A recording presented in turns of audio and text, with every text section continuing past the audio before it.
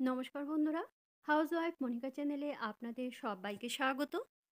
সন্ধেবেলায় চা বা কফির সঙ্গে স্ন্যাক্স হিসেবে আমরা প্রায়শই কিছু না কিছু খেয়ে থাকি। আবার সময়ের অভাবে প্রতিদিন কিছু না কিছু বানানো অসম্ভব হয়ে ওঠে। তাই এভাবে যদি মুড়ি ভেজে নেওয়া যায়, তাহলে বেশ কয়েকদিন আমাদের চা বা কফির সঙ্গে খাওয়ার জন্য স্ন্যাক্সের চিন্তা করতে হবে না।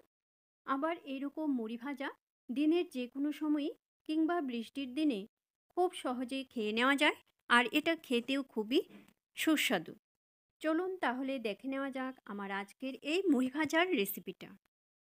মুড়ি ভাজা বানানোর জন্য নিয়েছি এক বাটি মুড়ি। মুড়িগুলি খুব ভালো করে চেলে নিয়েছি। চুলায় কড়াই বসিয়ে দিয়েছি। দিয়ে দিলাম এর মধ্যে সরিষার তেল। দিয়ে দিলাম দুটো শুকনো লঙ্কা।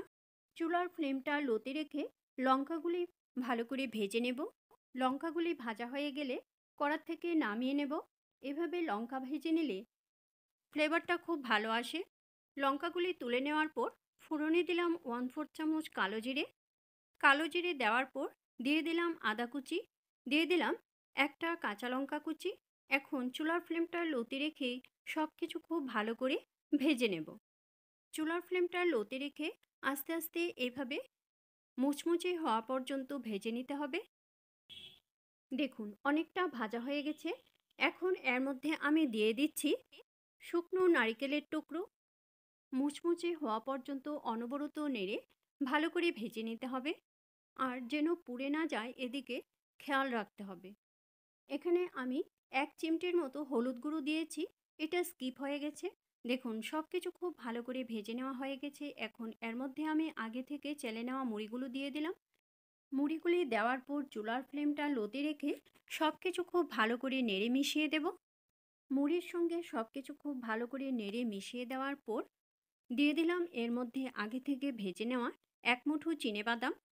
চিনেবাদাম আমি কিভাবে শুকনো খোলায় ভেজে থাকি, আর ঘর নোংরা হওয়ার ঝামেলা এড়াতে আমি কিভাবে খোসা ছাড়িয়ে থাকি, সেই ভিডিওটা আমি অনেক দিন আগে শেয়ার করেছি।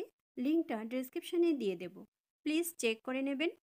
চিনেবাদাম দেওয়ার পর 15 থেকে 20 সেকেন্ড এইভাবে অনবরত নাড়াচাড়া করার পর এর মধ্যে আমি ভেজে নেওয়া শুকনো লঙ্কা দুটো দিয়ে দিলাম।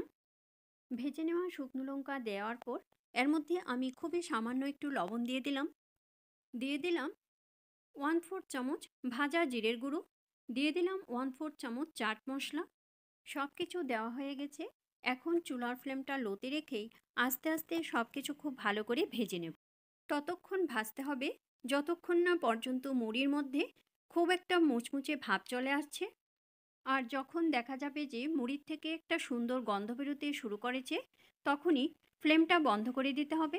এইভাবে আপনারা কে কে মুড়ি ভাজা বানিয়ে থাকেন সেটা কমেন্ট বক্সে অবশ্যই কমেন্ট করে জানাবেন।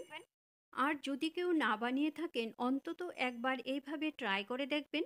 আশা করি আপনাদের কাছেও খুব ভালো লাগবে। এইভাবে মুড়ি ভাজা বানিয়ে যে কোনো এয়ারটাইট কন্টেনারে ভরে রেখে দিলে 1 সপ্তাহ পর্যন্ত খাওয়া যায়।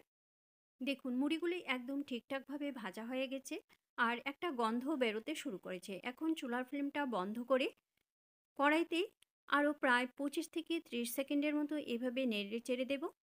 তারপর একটা বাটিতে সার্ভ করে নেব। রেসিপিটা ভালো লাগলে অবশ্যই লাইক করবেন, আর বন্ধুদের সঙ্গে বেশি করে শেয়ার করবেন। এইভাবে আপনারাও বাড়িতে ট্রাই করবেন। আশা করি আপনাদের কাছেও খুব ভালো লাগবে।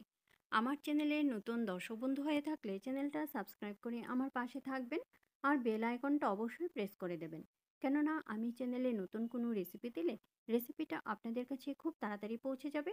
আপনাদের যদি কোনো রেসিপি দেখার ইচ্ছে থাকে তাহলে কমেন্ট বক্সে অবশ্যই কমেন্ট করে জানাবেন। আমি সেই রেসিপিটা আপনাদের সঙ্গে শেয়ার করার চেষ্টা করব। আবার আসবো নতুন কোনো রেসিপি নিয়ে। ভালো থাকবেন, সুস্থ থাকবেন। ধন্যবাদ।